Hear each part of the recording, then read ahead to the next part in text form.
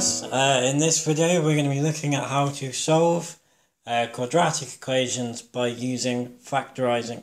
So if you haven't checked out my video on factorising quadratics yet, I heavily recommend going back and checking out that. Make sure you're 100% comfortable with how to factorise simple quadratics. So what I mean by simple quadratics are ones where we only have a single x squared term. There's no numbers attached to the x squared term. So get yourself good and happy with that, and then come back and play along with this video. So when we're solving quadratics then, what are we actually doing? So we're always trying to solve our quadratic being equal to 0. So algebraically what we're trying to find is values of x that satisfy the equations. So values of x that we can plug in and it will equal 0. Now graphically, so on a graph, what we're finding are the points of intersection with the parabola, the curve of the quadratic, and the x-axis. So we have two possibilities when solving quadratics. Either we'll get one like this purple chap on the left. Now he has two solutions, two distinct solutions. Or we've got the chap on the right, the yellow guy. He's only going to have one solution because he's only touching the x-axis at 1 point and 1 point only. Now solutions to quadratics are also sometimes called roots. So if ever you're asked to find roots of a quadratic, this is what you're being asked to do. You're being asked to solve it. Okay, so first of all then, let's look at quadratics where c is equal to 0. So we've only got two terms. So x squared plus 6x equals 0.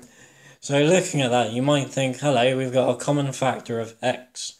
We can divide it away, which is true, because you do have a 0 on the right. There is a common factor of x, but you don't want to do that.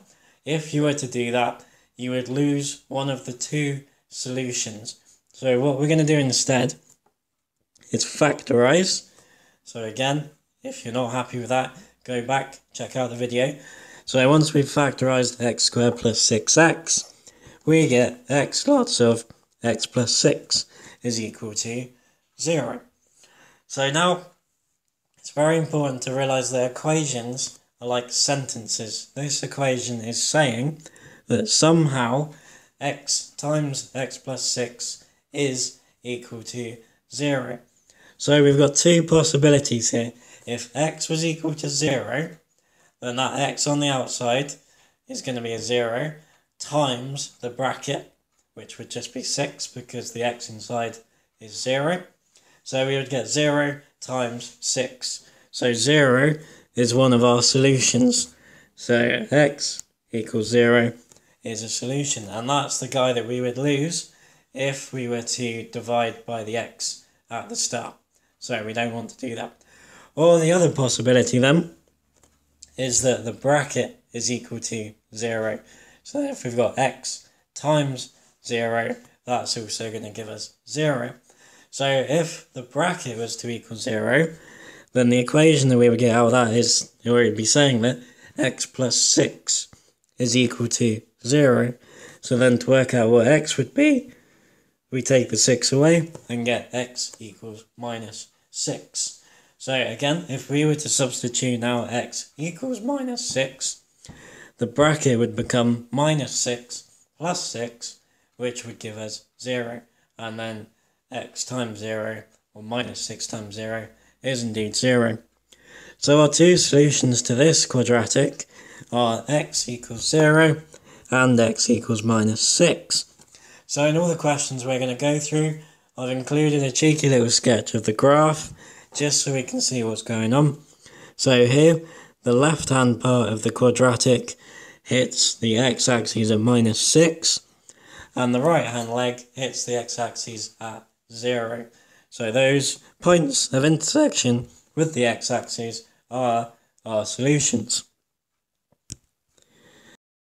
Okay, example 2 then. So we want to solve x squared minus 8x is equal to 0. So again, first job is to factorise. So if we factorise this bad boy, we're going to get x times x minus 8 is equal to 0. Now we've got two possibilities here to satisfy that. Either x is equal to 0, so then the x on the outside being a 0 would just multiply the bracket and make it disappear. Or if the stuff inside the bracket is equal to 0, we've got x minus 8 equals 0. Then if we add the 8, we're going to get x equals positive 8.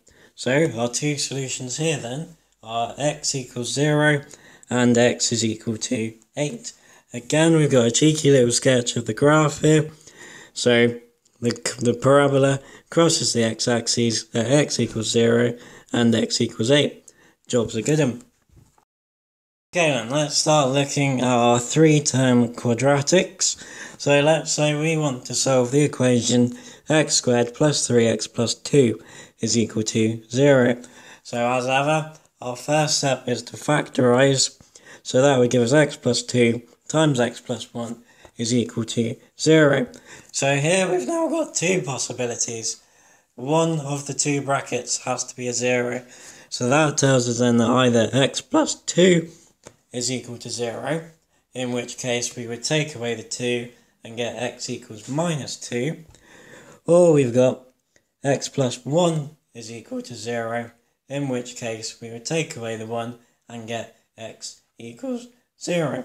So our two solutions here are x equals minus 2 and x equals minus 1.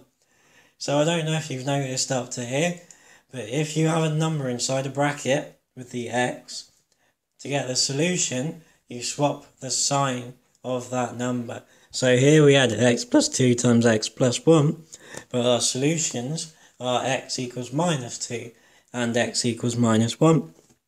So then the graph on the right, we got one leg meeting the x-axis at minus 2 and the other leg meeting the x-axis at minus 1. Okay, let's play with some more. Okay, so x squared minus 5x plus 6 equals 0. So, first of all, let's factorise. Okay, so that's going to factor to minus 2 and minus 3. So we've got x minus 2 times x minus 3 is equal to 0. So if x minus 2 is equal to 0, if we add the 2, that will give us x is equal to 2. Or if we've got x minus 3 is equal to 0, add the 3 and that will give us x equals 3. So our quadratic here meets the x-axis at 2 and 3. And those are our two solutions. Okay, x squared at 5x minus 24. So let's factorise.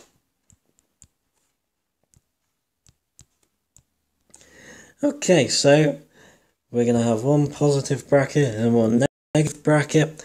We're going to have plus 8 and minus 3.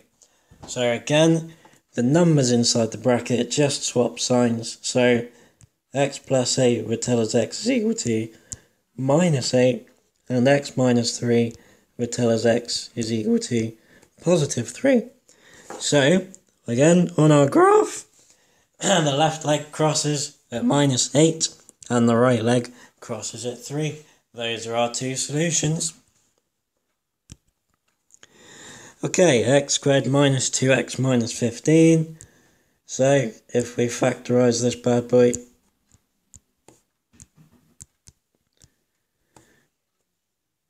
then we're going to have plus 3 and minus 5, like that.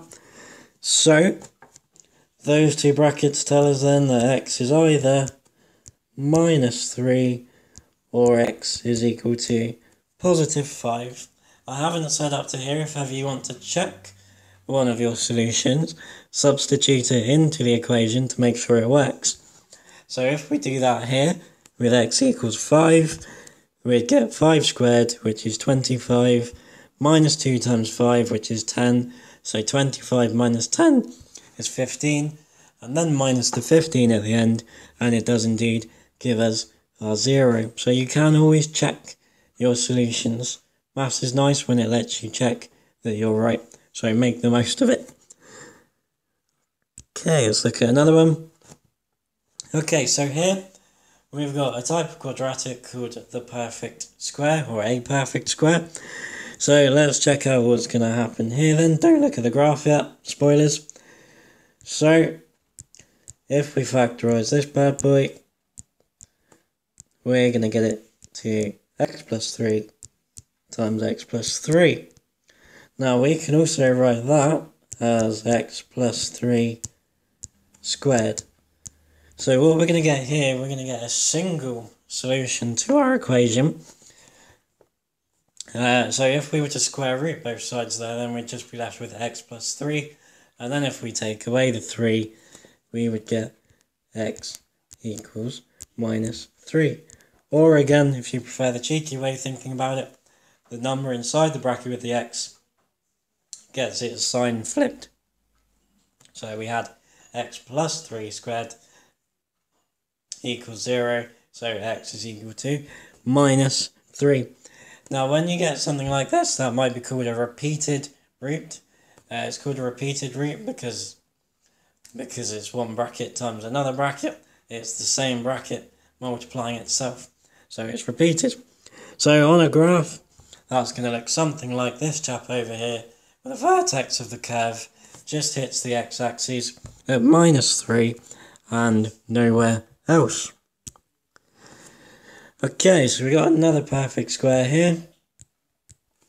So if we factorise this bad boy, we would get x minus 5 times x minus 5, which we can just write as x minus 5 squared. Now the minus 5 in the bracket with the x tells us then that x is equal to 5. So again, it's a repeated root. The parabola, the curve, only hits the x-axis at that one point where x is equal to 5. Okay, so here we've got one of the other special types of quadratic, a difference of two squares. So there's two ways you could go about solving this. We can factorise the left-hand side, and that would give us x plus 5 times x minus 5. So let's do that. In fact, we'll do it both ways. I'm going to do a separate video going through difference of two squares nice and properly, so don't take this to be everything you need to know about the difference of two squares. Check out the video. So then these brackets would tell us, this first guy would tell us x is equal to minus 5, and the second guy would tell us x is equal to positive 5. So that tells us then that the parabola hits the x-axis at minus 5 and 5.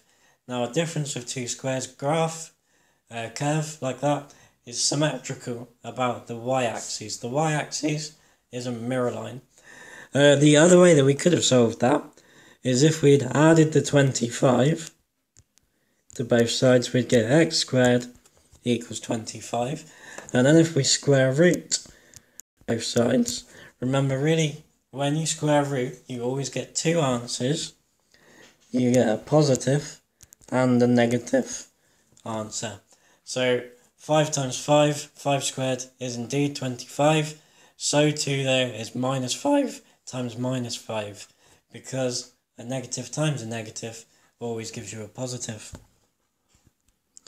Okay guys, so that's factorising and solving quadratics. Hope it's useful. Cheers.